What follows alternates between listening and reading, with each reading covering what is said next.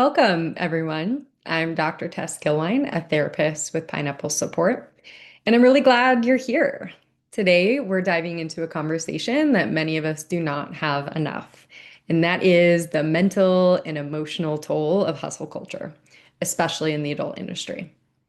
There are unique stressors in the industry that can lead to burnout, stress, overwhelm, and many performers are navigating these intense pressures. Financial instability, social media demands, emotional labor, and doing it largely without support from the system and the institution.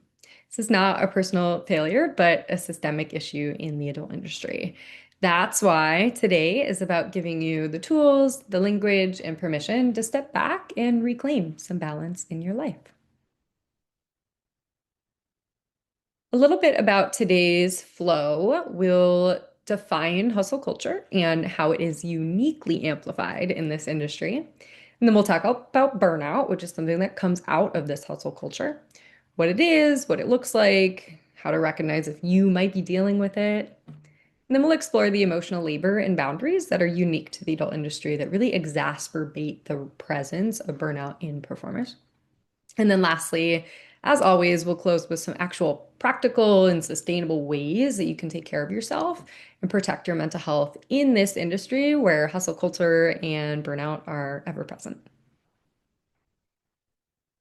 Great. Let's get started. So, you have probably heard these messages of rise and grind, or if you're not working, someone else is. And these messages are just everywhere. They're both within the industry, they're outside of the industry, and something that as performers, we might be really susceptible to. This hustle culture pushes the idea that if you are not constantly producing, moving forward, doing more things, that you're not valuable or worthy. And in the adult industry in particular, that pressure is doubled because you are your brand. When you are performing and succeeding, that's you. That's so directly tied to who you are. Now, of course, there is rarely this clean separation between our personal lives and our professional identity. So, in the industry, media is your portfolio. It's your outreach, it's your income stream, like who you put out into the world and what you put out into the world. That is you at its core, but it's also your professional identity. So, it's really easy to feel like when you log off or you exit those arenas, that you're falling behind or not being productive. So, with hustle culture, why does it hit performers particularly hard? The reality is often that you can't clock out when your audience is global and always online in different time zones, operates in different times of the day. It's really hard to feel like you end a day's work or you clock out, sort of like a 9 to 5, right? So creating content, engaging in fans, with fans, working on your advertising, marketing, branding, this work doesn't necessarily end in the adult industry. You're not just performing physically, right? You're often managing the emotional needs and navigating complex interpersonal dynamics. And unfortunately, sometimes responding to harmful messages and recovering from that impact. So add all of those really unique aspects of the adult industry to the reality that there's still a lot of stigma around this work. There's still a general lack of institutional support in terms of access to resources and well-being. So it's no wonder that burnout is rampant in the adult industry. And I don't say this to alarm everyone or like push us away from this work, that it's to normalize that this is a part of the work that we do and why it's important to be having this conversation. So it might be tempting to, call ourselves sensitive or weak that we're having this conversation or looking at these things, but the reality is that this work can often feel like survival in a system that demands just constant availability and emotional labor. So let's take the time to actually talk about hustle culture and how it might be showing up for you. Here are just some signs that you might be caught in the hustle. And if any of these feel familiar to you, you're definitely not alone. So, do you find yourself saying yes to every gig or collaboration? And maybe not necessarily because you really want to do it, but because you fear missing opportunities? Do you find yourself checking your DMs at odd hours? So maybe you're waking up to do so. Maybe you're checking them when you really want to be present, with people in your life at dinner, watching shows, things like that. Are you actually avoiding breaks due to fear of lost income? So there's a lot of performers that genuinely tell me, like, I don't have time for a bathroom break. I don't have time for lunch or a meal or social or rest or re-energizing time. If you find yourself skipping those opportunities, you might be caught in the hustle. And lastly, feeling guilty for resting, feeling guilty for saying no is a big one. If you find yourself, okay, if I just want to sit down and read or go on a walk and do those things, your mind is always like, well, I should be back at the screen doing the work. That's a sign you might be caught in the hustle. So the guilt around rest is really real and it's often weaponized by hustle culture that you should be going, going, going, going. So all these things, if you are experiencing them, this is not a personal failing. This is nothing that you have done wrong, but it is important to acknowledge that these are responses to a really unsustainable system. And that means you might need to evaluate where you might need to make some personal changes or boundaries for yourself so you don't get caught in the cycle that ultimately leads to burnout. Now, burnout is more than just being tired, right? Like we're often all a little bit tired. That's normal.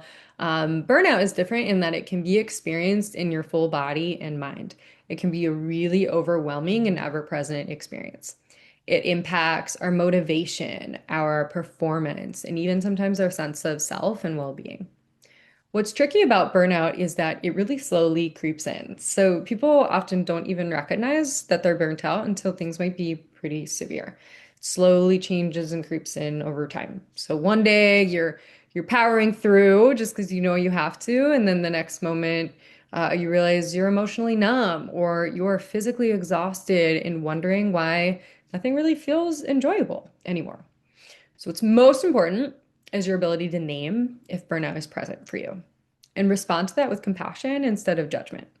So instead of judging, shaming yourself of how did I let it get this far or why haven't I taken care of myself, just recognizing again that this is a part of the industry and a lot of people find themselves in this cycle of hustle culture and ultimately burnout. Recognize it's there and then create a game plan for how you might respond.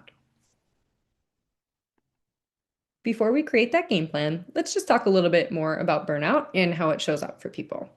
So this one could be a little bit of a gut check because you might find that a number of these have shown up for you lately.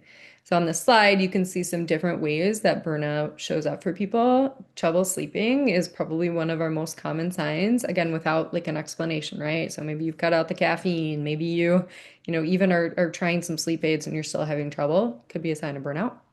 Constant anxiety or dread, so just feeling on high alert at all times and maybe not understanding why. Irritability, and this can be both in the workplace and outside of it and the people in your personal life.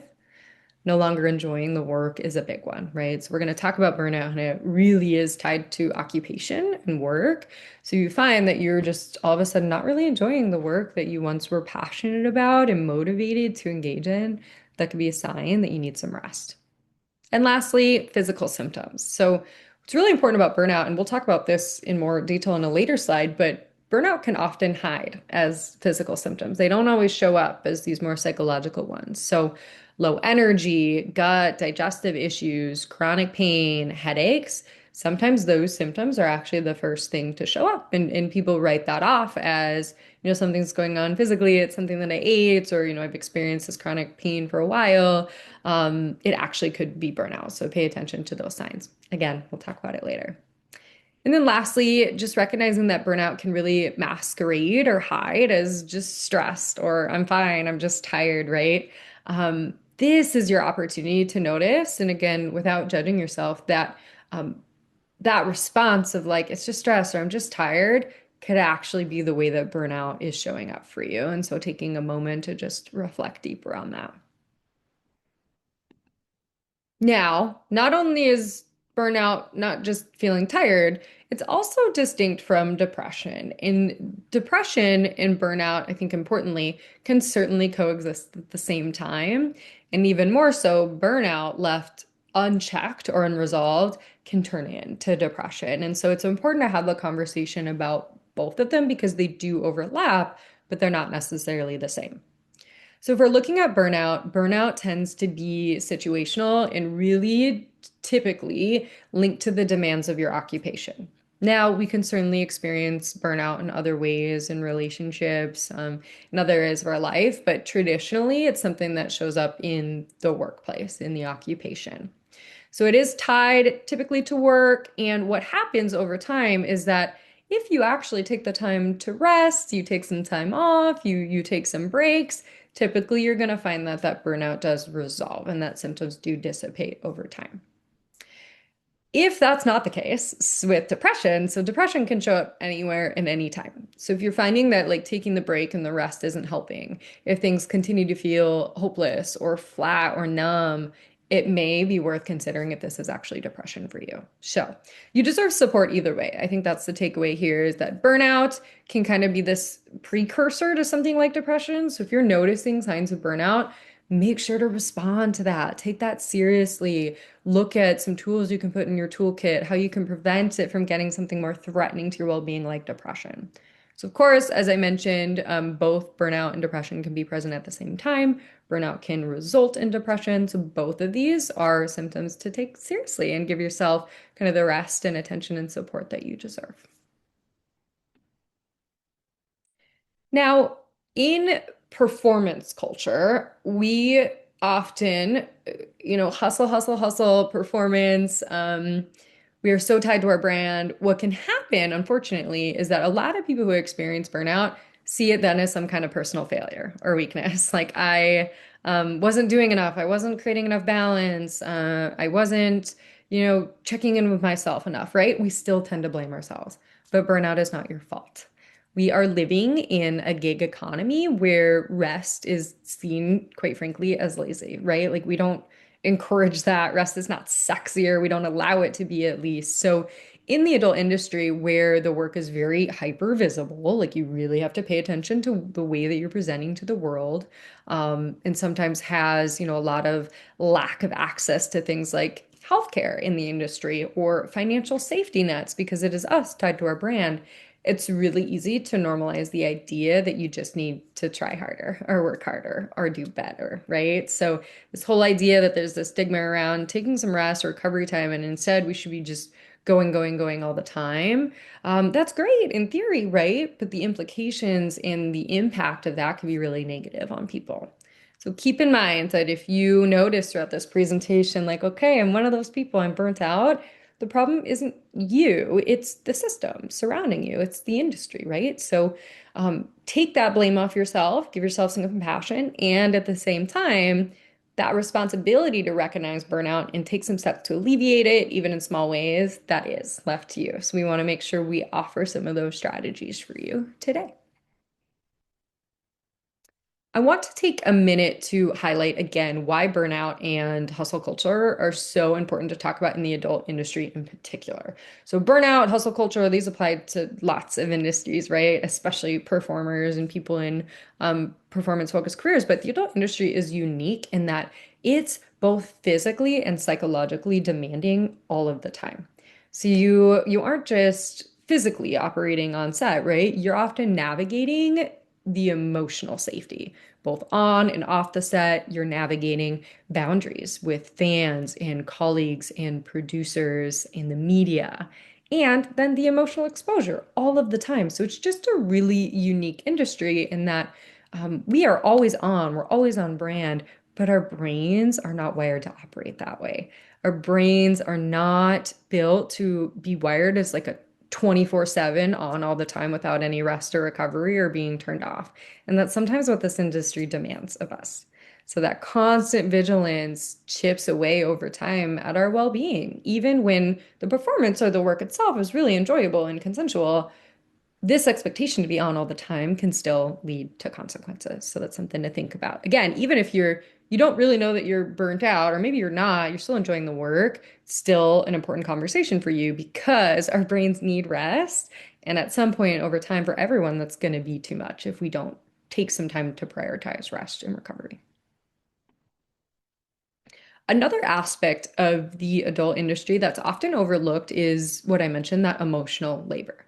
So many performers carry the emotional weight and needs of their audience. So think of, whether it's role playing intimacy or, listening to fan problems or concerns or faking or acting pleasure.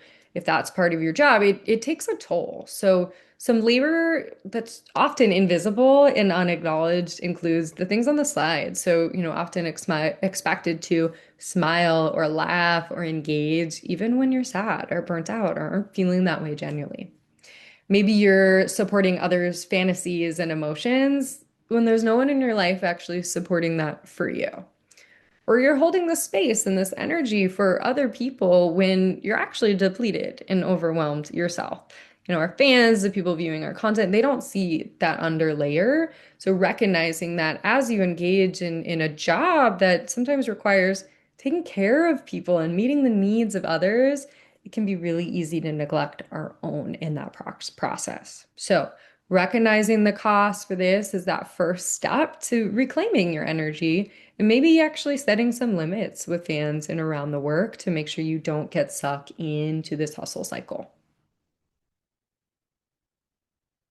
I did mention I wanted to come back a little bit to the burnout in the body because, again, often when people present to me, they don't necessarily know what's going on with them. It's not, hey, I'm burnt out, give me some strategies, right? If only it was that simple. But what actually happens is that burnout can live and sometimes solely in the body.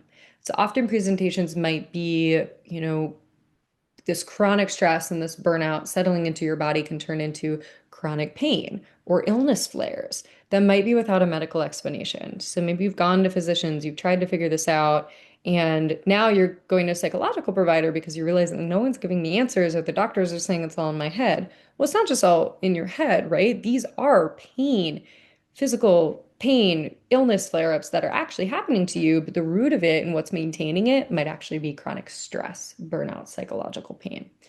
Sleep problems, I would say, is the number one complaint I get from performers across the board, not just in the industry, is sleep is often the first thing to go and get hit and can be a clear indicator that something's going on for you.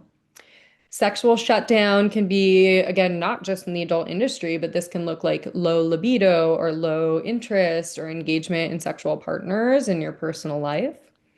And loss of pleasure. And this might be not just sexual pleasure, right? But like in the work, no longer enjoying the work that you're doing, no longer enjoying the interactions with colleagues or the fun things that come along with the work. You're not enjoying your life, your relationships, your hobbies, just this loss of pleasure overall. So, like I mentioned, sometimes these symptoms actually show up before the psychological ones do. Sometimes they're the only symptoms that show up. So, it's important to recognize that you deserve to live in a body that is safe and whole and pain-free, not just productive. So, again, if you're a person tuning into this and like, well, I don't got anything psychologically going on, I'm not anxious, I'm not depressed, but you're looking at this slide and you're like, okay, these things are showing up for me, that might be the version that burnout presents in you. This may be the way that it shows up. So you too deserve some care and attention. Now, how do we do this? What do we do? Maybe we've recognized burnout is present for me. What is the next step? What I really want to make sure of during this discussion is that you don't mistake my words for like giving up on your ambition or your ability to strive for growth at all times. Balance doesn't mean doing less work. It actually just means doing work differently, right? In a way that preserves some of your energy and your values. So some ways to think about this in your own life could be values-led decision making. And this is the idea that when you make decisions about the work that you're going to engage in, you say yes to opportunities that are actually aligned with your values and the direction you want to go in your career, and not just fear of missing opportunities or disappointing people. So you're making those decisions for you for internal reasons because they align with your values, who you are, the direction you want to go, and not these external pressures, if that makes sense. Same thing applies to saying no without guilt. Recognizing that no is, in fact, a complete sentence. You can and should say no in this industry. And what that no can often do for you is create space and opportunity for bigger and better things for you, both professionally and personally. So when I'm working with performers new to the industry, like you're wanting to say yes to every opportunity, to network, to grow your portfolio. That's great when you're first starting out, right? But then what happens is we get stuck in this hustle culture of now I can never say no. Now I can never turn down an opportunity. So take a look at your timeline. Take a look at kind of your values and reflect on where do I want to be in a year and start making decisions that align with that once you're feeling a little bit more comfortable. Lastly, pacing your energy. So that's kind of what I just said of asking yourself, like, is this sustainable for the me that I want to be next year? Is this going to move me in that direction? Or is it something that's just going to get me stuck in the same cycle of saying yes to everything, but not having a clear direction of where I want to be a year from now? So doing differently, not necessarily less, is wise to create a sustainable personal and professional life and ultimately, hopefully, prevent burnout from interfering in ways that could be pretty damaging over time. Okay, this is one of my favorite slides, and it's this idea that boundaries are sexy too. Boundaries are there to protect your time, your energy, your peace, and they can apply in different ways. So, boundaries can apply to protecting your time, your emotions, or technology. Some examples here are with time. This is thinking about when are you actually available to do the work. So ways to set boundaries around this could be autoresponders for your DMs, so you're not feeling like you have to respond in the moment every time. It can be scheduling off times, so actually putting that in your schedule and taking that time off. Or scripts like I'm offline until such and such date, right? And so people are actually aware of that boundary.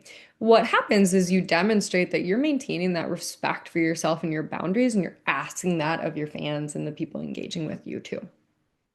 Emotional boundaries, this is really about what you will and won't hold space for.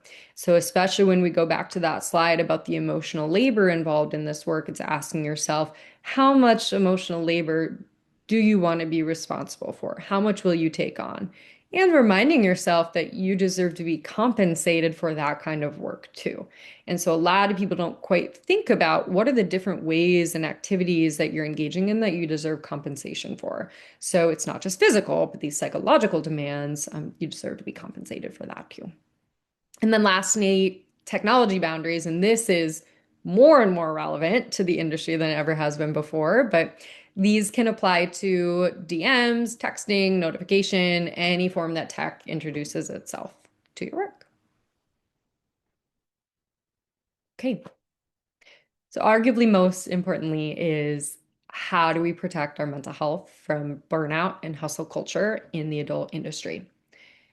What I often encourage people to do is build a personal toolkit that's really easily accessible to you in the high stress moments once you're already there. So don't expect yourself to engage in this like strong problem solving or self-reflection when you're already in distress. Think about what actually helps you personally decompress before you reach that limit.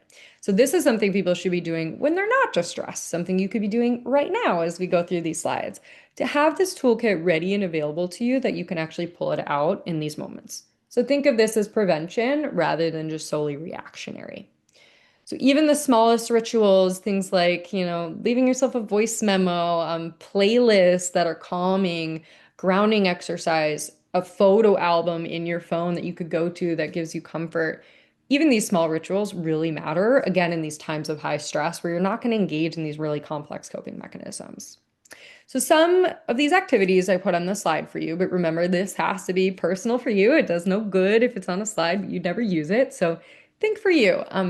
I tell everyone to have something that's just like a daily decompression strategy. So that could be, some people do the yoga and meditation, journaling. It could be stretching. It could be just sitting in silence and giving yourself like a 5-minute reset, whatever that looks like for you.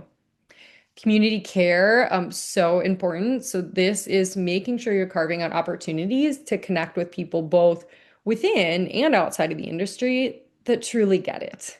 So people that you don't have to constantly explain yourself or rationalize or justify, that you can just sit with and they get it, right? You can sit with each other in that distress. You can complain and vent if you need to, that's great. But like people you don't have to educate and just get where you're at. On this vein, regular check-ins, that can be with yourself. That's great. If you're the self-reflective kind, you do the journaling, whatever it may be. It could be a friend, a partner, a family member, or even better, your therapist. There's some combination of all of them. Like just having places that you can check in, especially with others, where they might be able to bring things to your attention that you don't know.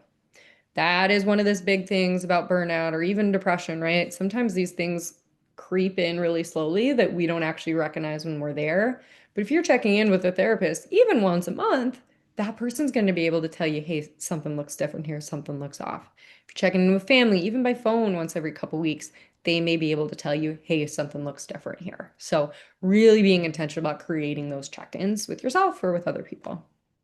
And lastly, harm reduction practices, recognizing that sometimes our performers engage in behaviors that have the potential for risk, right? Like substance use, but doing that in a way that minimize those risks, right? So we're not saying stop or don't engage in that behavior, but doing it in ways that minimize the risk for potential consequences and monitoring that for yourself. Okay. As we get towards wrapping up today's presentation, I want you to remember that you are not solely your content. And if we go back to the beginning of this presentation, this idea that like we are our brand, that is true. And we are not just our brand, right? And so this is not to say like put the work on the side or to totally rethink the type of person you want to be in the industry, but it allows you to create space for both to be this really kind of successful performer and keep growing in the way you want to be and make sure you don't get burnt out in the process. So you are, in fact, a whole human being who deserves access to joy and pleasure and play outside of work in your own life. So some of the activities on here, non-work hobbies, don't need to be major. It could be reading a book, going to a local coffee shop, sewing, anything that you might enjoy. Something that's just outside of work is really important to have at least one. Movement without performance is also really important. So this does not mean you have to go get a gym membership and do all the things, but making sure you're moving your body and using your body in ways that aren't solely for performance. So walking the dog, just going out to the park, whatever it might be, but reminding yourself that your body is not solely a commodity. It's not solely an item that's sold, moving without that purpose of performance.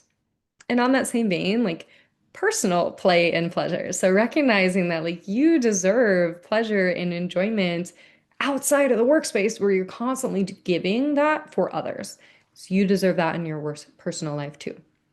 What we find is that when people engage in these things, even if it means taking some time away from work to do so, the behaviors become restorative and they actually make you a better performer. They make you more intentional and present in the workplace. You're not having to hide the things that are going on in the background. So, creating space for your life outside of being a content creator is going to make you a better content creator in the long run. So, consider this your invitation to take up space outside the algorithm. And with that, I like to leave everyone with just a really practical tool that they can take with them after the webinar. Totally welcome to take a picture of this slide if that's helpful for you. But I also encourage people to think about what questions really resonate for you. Maybe it's just one, maybe it's all four. Put it in your notes on your phone is often what I tell my clients, like, hey, if you're struggling with this decision, if you don't know what direction to go, pull out this little toolkit that you can revisit. Tell it to a friend or a colleague or a family member so they can help remind you of it. But think of this if you are presented with an opportunity, something new, or you're fielding a request, pause and check in. Throughout this slide or throughout the webinar, we've talked about making sure you're saying yes to opportunities and collaborations because they align with your values and the direction that you want to go in your career, not solely out of fear of missing an opportunity or fear of disappointing. So this checklist can be your anchor in those moments of pressure. Ask yourself, does this align with my goals? Am I saying yes out of fear or freedom? Do I have the capacity for this right now? And lastly, what will I need to recover?